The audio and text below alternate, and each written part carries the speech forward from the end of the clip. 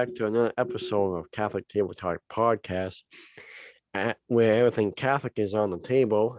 With another episode, I'm your host, William Sauber. Really glad that you have joined us at the table again this week to discuss another Catholic topic. Now, we have another guest with us today making his Catholic Table Talk debut. You might know him if you're a relative of mine. You probably do know him, and a very good friend. He's my brother. He's Samuel Sauber, my youngest brother, my only brother, my favorite brother. Has decided to join me at the table. So, Sam, thanks for coming on. Hey, thanks for having me. I'm glad that I finally was able to come on your show after you've been doing stuff for a couple months. So it's good to be on. Yeah. So a lot of people didn't know you were coming on. So, and I think this topic we were going to discuss today is a very good one, and probably not a whole lot of people know of. Um, you and I have both been on this. I was only on it once. Our sisters were on it a couple times, and this was your second year going to this retreat. This retreat is called Steubenville Conference. So like, can you explain, Sam, as a first question to the audience today? Can you explain what Steubenville is? Yeah, sure. So Steubenville, it's a weekend retreat for students in high school, so 9th to 12th grade. And they can go for the weekend during the summer, and it's a Jesus camp. So you can go, there's mass every day, there's sacraments. You can go, you can have confession, there's adoration, um, different kinds of sacraments. There's all kinds of speakers and events going on. So it's really like an insight into deepening your Catholic faith and furthering your relationship with God while also opening up um, new relationships with Him. And you also get to go and you can meet new people. You can grow in fellowship with others. You can, I mean, it's an endless opportunities. You can go there and you can support charities that benefit places overseas that are in trouble. And yeah, it's really life changing. I mean, every time I go, I want to go back because it's truly amazing, and it's put on through the Franciscan University. It's based out of Ohio, so the main campus is in Ohio, and Franciscan University helps put that on. So the Franciscan priests, we had one at our conference. He's there, encouraging people to discern their faith and possibly, join the priesthood or sisterhood, and otherwise just discerning what God wants you to do. What is His will for you? And Steubenville is a great way to fully understand that, or to even get more questions. But you'll go there and it'll be truly life changing. And I mean, I can't speak enough good things about it. It's truly life changing. Yeah, I have to agree with you on that. I have to admit, was uncertain of going the first time, the only time I went. And after the weekend, I mean, like you said, it's only 3 days. So after the weekend, it was truly life changing for me. And I wanted to go back, but the problem was with COVID, that shut everything down last year. So I couldn't go back, which was a bummer, but I would if I could again. But yeah, I Which you think could that still was go as a chaperone. that's true. I will. Yeah. Yes. Um, So yeah, I mean, like you said, there's the main one is Steubenville, Ohio. The main campus is where they have them, but how many do they have total across the nation? That is a good question, but I know that there's over a dozen. I mean, they're spread out, from the West Coast, they're in San Diego, they're in Washington, all the way to the East Coast. I know there's some in like Georgia. I think there's one in New York, maybe. But we were looking at potentially going to Missouri, I know, in 2020, but we were unable to with COVID. So that kind of put a halt on things. I unfortunately, like you, only went to Rochester, which I shouldn't say unfortunately. I was blessed to go both times. Um, but in 2018, our group went to actual Steubenville, and we were unable to make that. And then 2020, um, with COVID, we couldn't go to Missouri. So both times I went to Rochester, but I know our sisters, they went to Denver one time, and they said that was definitely a very unique experience, very great. But I also wanted to mention, despite all these opportunities for youth across the great United States, um, is that there are adult conferences. So beginning like next year, there's a family conference. I believe it's called the Steubenville Encounter. Yes, Steubenville Encounter, where complete entire families can go to Steubenville, and you Fun. can experience God's grace and His love as a family. And so I thought that was amazing, and it's starting next year. So encourage your family, whole family to go. But there's also strictly adult conferences. So this is not a youth-based event. If you are um, maybe struggling in your faith, trying to find purpose, maybe you just want to defend the faith a little more, there's different conferences. There is the Power and Purpose Conference. There's Defending the Faith. If you want to be more into the Bible studies, there's Applied Biblical Studying Conference. So just because you're an adult doesn't mean you can't go to these truly life-changing conferences. And now I've never been to one yet, but I'm planning on hopefully going at some point. And yeah, I would truly recommend at least trying it. You're gonna maybe step out of your comfort zone a little bit, but that is truly that's the reason that we're here, is to help others. And what better way to do that than go to a Steubenville conference? Right. Yeah, exactly. Yeah, not just for the young people, which is, conferences for young people are great. There's, like Sam said, there's a lot of adult conferences that you're never too young to go. So take advantage of those if you can, because like excuse me, like getting mature, been on the show before. There is a big conference for Catholic projects. From Catholic projects across the nation go there every year to deepen their faith and learn more about the faith so they can defend the faith more. That's just one example of an adult conference that I know of.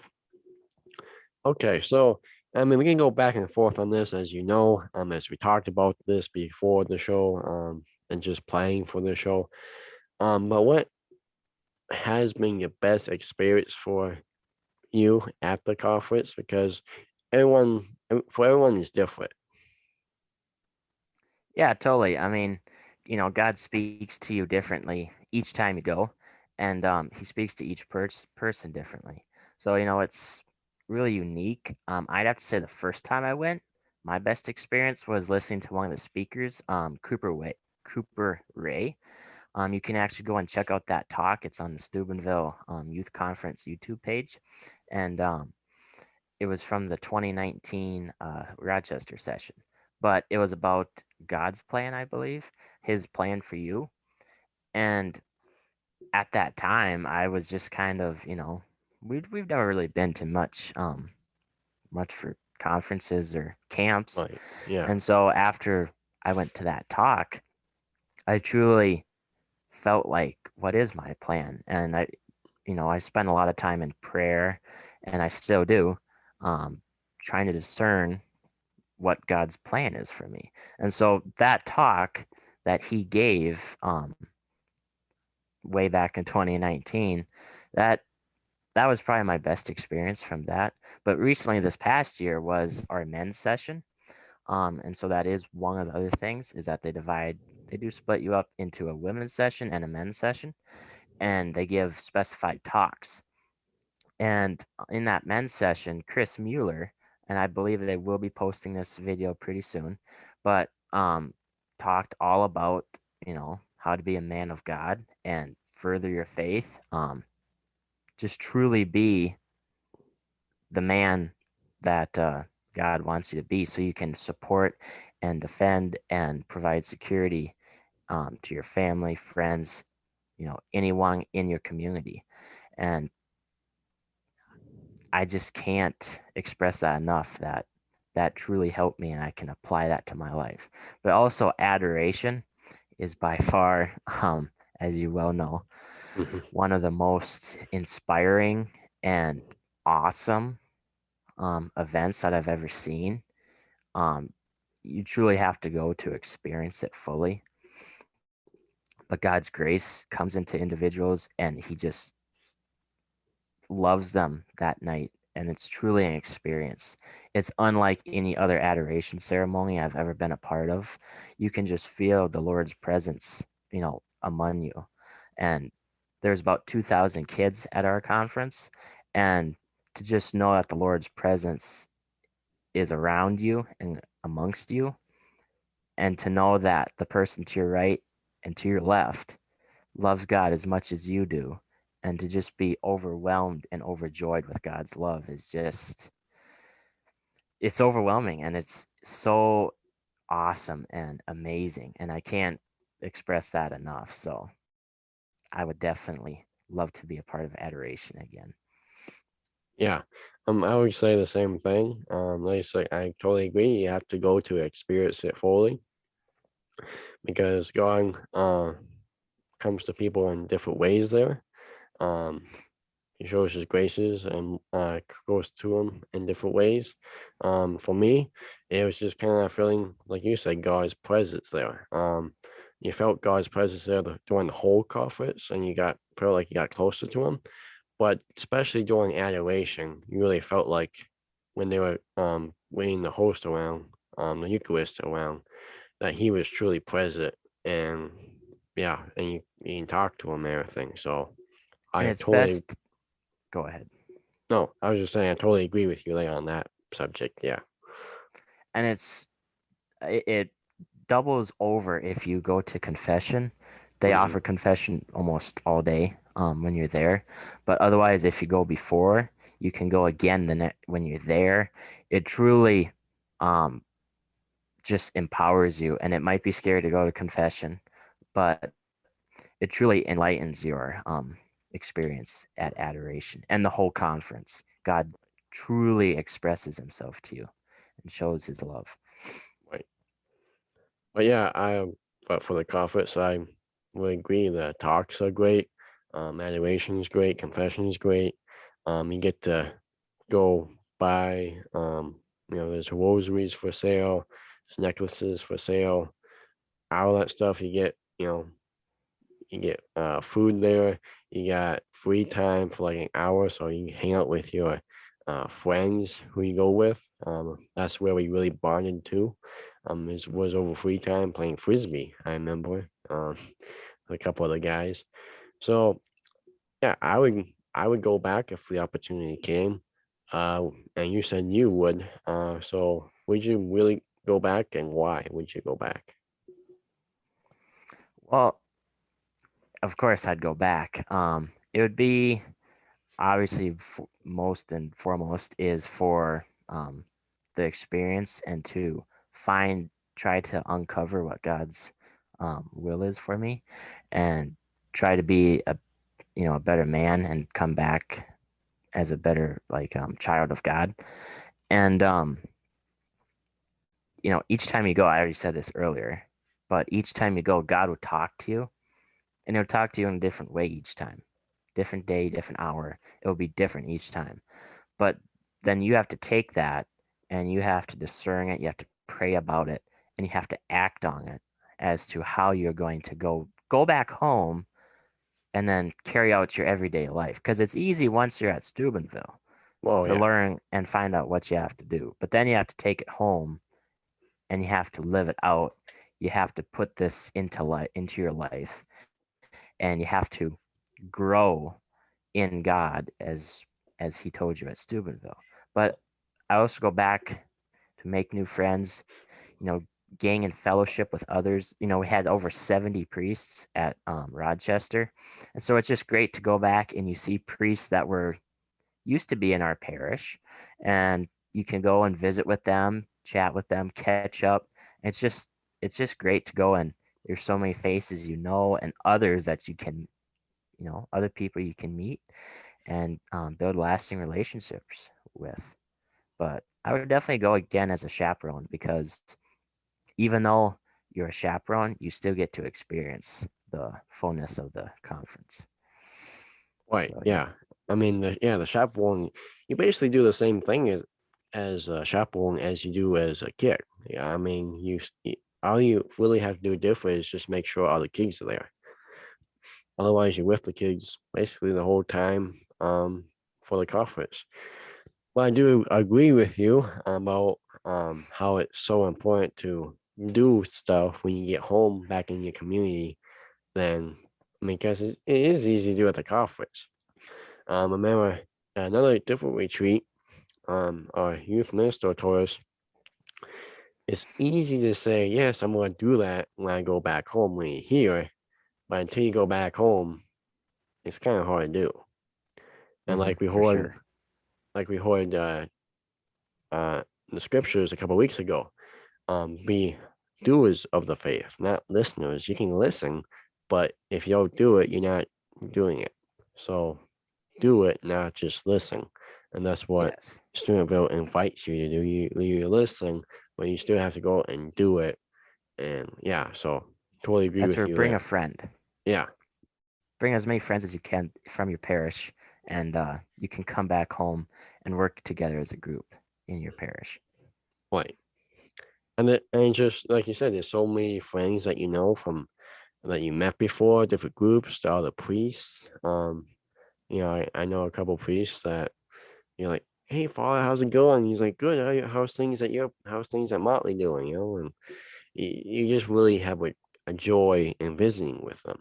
So, Yes, for sure, no doubt. all right. So, is there anything else before we wrap up today? Anything else you want to say about Steubenville? Um, I was just happy to go back. After a year without it, I was happy to go back and experience Steubenville, one last time as a student. So I strongly encourage anyone, even if you've never been there, you don't want to go. Um, you're always welcome there, even if you don't want to be there. So just go, try it once, and you'll enjoy it for Yeah, sure. I totally agree. Like I said, I would go back. I know the opportunity probably will present itself, so hopefully, like I would go back as a chaperone too. So, all right. So, also for Steubenville, like Sam saying, they got a YouTube page. Franciscan Steubenville Conference. Look that up on YouTube. They got a Facebook page on all social media platforms. So look them up, follow them, like them, subscribe, watch them, because it's a little miniature retreat at your own home on your phone or computer. So look that up.